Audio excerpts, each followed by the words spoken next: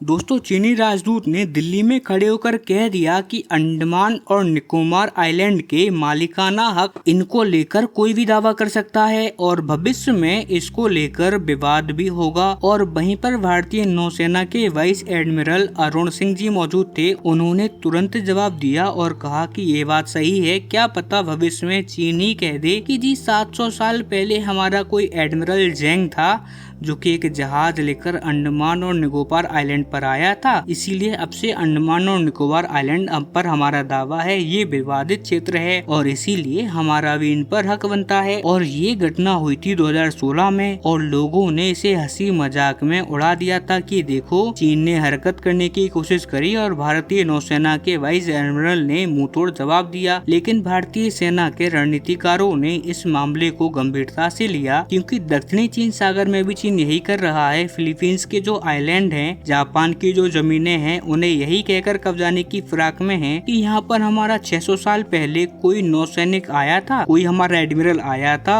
जेंग empire का, वो यहाँ पर आए थे, इसीलिए ये हमारे हैं, ये चीन का अधिकार क्षेत्र है। फेक दस्तावेज ये लोग बना लेते हैं, ये बात तो सब जानते ही है। और कल को ये लोग अंडमान आइलैंड के साथ भी ऐसा ही कर दें, इस बात से कोई इनकार नहीं कर सकता। इसीलिए सबसे ज्यादा इम्पोर्टेंट है कि अंडमान आइलैंड पर ज्यादा से ज्यादा भारतीय लोग हों, भारतीय इंफ्रास्ट्रक्चर वहाँ पर हो। इसीलिए ये वीडियो टेक्निकली तो यही खत्म हो जाना चाहिए। नो डाउट मुझे आपको ज्यादा कुछ बताने की जरूरत तो है नहीं कि जो निकोबार प्रोजेक्ट भारत सरकार ने अनाउंस किया है वो कितना ज्यादा इम्पोर्टेंट है, लेकिन फिर भी मैं आपको इसके साथ साथ कुछ ऐसी चीजें भी बताऊंगा जिन्हें सुनकर आपके कान खड़े हो जाएंगे और आप लोग ये बात भी समझेंगे कि विरोध करने वालों को तेल कहाँ से सप्लाई हो रहा है और भारत के भविष्य के लिए, आपके भविष्य के लिए, मेरे भविष्य के लिए हमारा ये अंडमान आइलैंड क्यों इतना ज्यादा क्रिटिकल है। लेकिन दोस्तों, इससे पहले आप वीडियो में आगे बढ़ें, आप सभी लोगों से निवेदन है कि प्लीज चैनल सब्सक्राइब कर दें, वीडियो लाइक कर दें और ये वीडियो अंत तक जरूर देखें। साथ ही जितना ज्यादा हो सके एटलीस्ट 1 से 2 ग्रुप में तो आपके व्हाट्सएप के ये वीडियो शेयर करें ताकि मुझे थोड़ा सा मोटिवेशन मिले, सपोर्ट मिल पाए। खैर, सबसे पहले तो मैं आपको बहुत ही आसान भाषा में ये समझा देता हूँ कि भारत के अंडमान के ऊपर खेल क्या रच रहा है। चलिए ये भी मैं आपको दिखा देता हूँ। ये लोकेशन है अंडमान आइलैंड जहाँ पर भारत ये पूरा प्रोजेक्ट चलाएगा। पहला काम तो होगा पावर प्लांट बनाने का। हम यहाँ पर एक पावर प्लांट बनाएंगे जो कि एक हाइब्रिड पावर प्लांट होगा, यानी कि सोलर प्लस गैस से चलने वाला, और ये 450 मेगावाट का होगा, यानी कि बहुत ज्यादा इनॉर्मस बिजली ये पैदा करेगा जिसकी जरूरत भी है। और इस समय जो वहाँ पर अंडमान आइलैंड पर लोग रहते हैं उन्हें बिजली की कमी भी रहती है, ये उसकी भी पूर्ति कर देगा। लेकिन उसके बाद हम क्या करेंगे, एक बहुत बड़ा ट्रांसशिपमेंट पोर्ट वहाँ पर बनाएंगे, यानी कि एक अंतरराष्ट्रीय बंदरगाह, जो कि हद से ज्यादा हमें इम्पोर्टेंट भी है। अब जरूरत इसीलिए है क्योंकि आप जानकर हैरान हो जाओगे कि आज भी भारत के बहुत सारे कंटेनर्स ऐसे हैं जो कि पहले सिंगापुर में पहुँचते हैं, फिर वहाँ से छोटे छोटे शिप में लादे जाते हैं और उसके बाद भारत आते हैं, क्योंकि भारत में एक ऐसा बड़ा अंतरराष्ट्रीय बंदरगाह नहीं है जहाँ पर इतने बड़े कंटेनर शिप आ पाए। अब आप सोचिए कि हम आज 2026 की बात कर रहे हैं और हमारे पास इतने बड़े बंदरगाह नहीं है। अब मैं यहाँ पर कितने बड़े बंदरगाह की बात कर रहा हूँ, आप स्किल समझिए। 16 से लेकर 18 million container per year handle करने की कैपेसिटी। जी हाँ दोस्तों, एक कंटेनर की कैपेसिटी कितनी होती है, वो कितना बड़ा होता है, तो आप स्क्रीन पर देखिए। आपने आपके आसपास कुछ इस प्रकार के कंटेनर खूब देखे होंगे। 14 से लेकर 18 टायर वाले साइज के ये ट्रक होते हैं, बहुत बड़े। इनके ऊपर बस एक कंटेनर आता है। हम ऐसे करीबन 1.5 से लेकर 2 करोड़ कंटेनर पर ईयर की बात कर रहे हैं। एक पोर्ट इतने कंटेनर हैंडल करे, इतना बड़ा पोर्ट हम चाहते हैं, वो भी डीप सी वाला, जहाँ पर गहराई ज्यादा हो, क्योंकि जब बड़े बड़े शिप आएंगे, एक एक ग्रैंड शिप, तो उनके लिए आपको बहुत बड़ी जगह चाहिए जहाँ पर वो रुक पाए और वहाँ से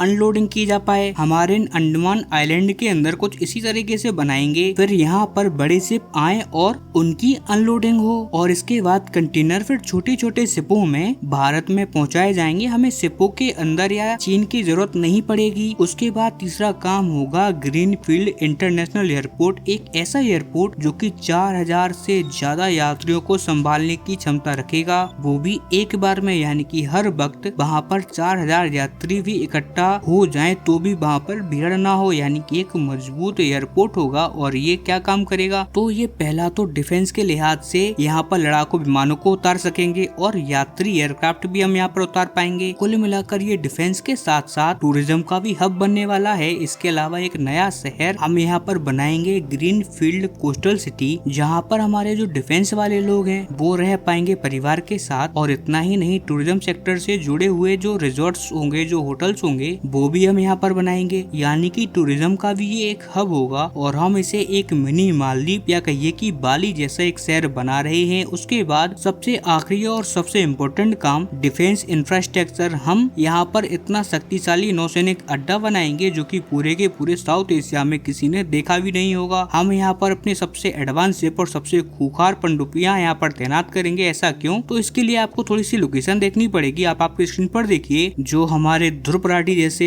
यूट्यूबर्स हैं वो बोलते हैं ना कि स्टेट ऑफ मलक्का को आप सीज नहीं कर सकते अंडमान आइलैंड से, तो आप खुद देखिए ये बहुत छोटा सा पैसेज है और यहाँ पर अगर हमें एक अच्छा खासा बंदरगाह बना देते हैं और एक बड़ा मिलिट्री बेस हम यहाँ पर बना देते हैं, तो इसी प्रकार से हम स्टेट ऑफ मलक्का को सीज कर सकते हैं, जैसे कि ईरान स्टेट ऑफ हरमुज को सीज करके बैठा है। और आपको मैं जानकारी के लिए बता दूं कि स्टेट ऑफ हरमुज सिर्फ दुनिया के लिए इसलिए इम्पोर्टेंट है क्योंकि वहाँ से दुनिया का 25 से लेकर 30% कच्चा तेल होकर जाता है, लेकिन स्टेट ऑफ मलक्का से दुनिया का 50% कच्चा तेल होकर गुजरता है और दुनिया का 40% व्यापार भी यहाँ से होता है। यानी कि हम पूरी दुनिया की जो सबसे कमजोर नस है उसे अपनी मुट्ठी में ले आएंगे, सिर्फ और सिर्फ एक मजबूत सैन्य अड्डा बनाकर। हालांकि हमारे प्यारे यूट्यूबर मिस्टर ध्रुव राठी का कहना क्या है कि अगर हमने स्टेट ऑफ मलक्का को सीज कर दिया तो भी दुनिया के पास कई सारे रास्ते हैं, जैसे कि बाली के पास होकर ये नीचे से निकल जाएंगे, इंडोनेशिया वगैरह से। दुनिया बहुत सारी जगह है जहाँ से अपना तेल व्यापार सब सप्लाई कर लेंगे। आप बैठ जाइए इस स्टेट ऑफ मलक्का को कब्जा कर, इससे कुछ नहीं होने वाला। तो इन जैसे, सॉरी भाई लेकिन मूर्ख तो ये है, इनको क्या ही समझाएं कि स्टेट ऑफ मलक्का एग्जिस्ट ही इसीलिए करता है क्योंकि यहाँ पर पानी गहरा है, बहुत ज्यादा चट्टाने यहाँ पर है नहीं और पानी ही पानी है यहाँ पर, बहुत ज्यादा शांत है वो भी, और शांत सब में पानी बड़ी आसानी से गुजर जाती हैं। ये जिस स्टेट की बात कर रहे हैं कि दुनिया इसे बाईपास कर देगी, यहाँ से गुजर जाएगी, भारत को इससे कोई फायदा नहीं होगा, तो मैं उन्हें बता दूं कि यहाँ पानी बहुत ज्यादा उतला है। यहाँ पर पानी के अंदर चट्टाने हैं जो कि बड़े से बड़े शिप को चीर डालेगी, जैसे कि टाइटैनिक को उस टाइम पे कर दिया था। यानी कि स्टेट ऑफ मलक्का के अलावा इन जगहों से कोई भी और गुजरेगा तो सिर्फ और सिर्फ वो रिस्क उठा रहा होगा। कुल मिलाकर स्टेट ऑफ मलक्का को बाईपास करने का कोई भी तरीका धरती पर मौजूद नहीं है। हाँ, कल को अगर चाइना अपनी शिप को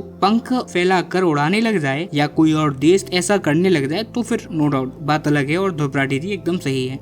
लेकिन खैर आज की टाइम में तो ये चीज पॉसिबल है नहीं, इसीलिए सब लोगों को अपनी शिप गुजारना तो यही स्टेट ऑफ मलक्का से है। और इसे सीज करने का एक ही तरीका दुनिया में मौजूद है और वो ये है कि आप अंडमान आइलैंड पर न केवल अपना इंफ्रास्ट्रक्चर बनाइए बल्कि वहाँ पर एक प्रॉपर अच्छा बड़ा सा मिलिट्री बेस भी बना दीजिए। और यही कारण है कि सन 2016 से चीन की बहुत गंदी निगाह है इस पूरे अंडमान आइलैंड पर। वो हर कीमत पर चाहता है कि ये जो सबसे ज्यादा कीमती मोती है या तो उसके हाथों में लग जाए या उसके करीबी साथियों के। अब आप लोग कहोगे कि यार चाइना के करीबी साथी, तो जी हाँ, बहुत सारे ऐसे देश हैं जो कि दावा करने की कोशिश कर सकते हैं इस पर, जैसे कि इंडोनेशिया। इवन इंडोनेशिया तो ऑलरेडी कर भी चुका है। जी हाँ, आजादी के बाद से ही 20-25 सालों तक भारत और इंडोनेशिया के बीच में बहुत खराब संबंध थे इन अंडमान आइलैंड पर को लेकर। इंडोनेशिया का दावा था कि ये आइलैंड उनका है, भारत ने इन्हें अवैध रूप से कब्जा रखा है। इसके अलावा पाकिस्तान ने भी अंडमान पर दावा कर दिया था, आई डोंट नो कैसे बट कर दिया था। उनका कहना था कि यहाँ पर ज्यादा मुस्लिम पॉपुलेशन है इसीलिए ये एरिया उनका है। लेकिन फिलहाल इन दोनों देशों का तो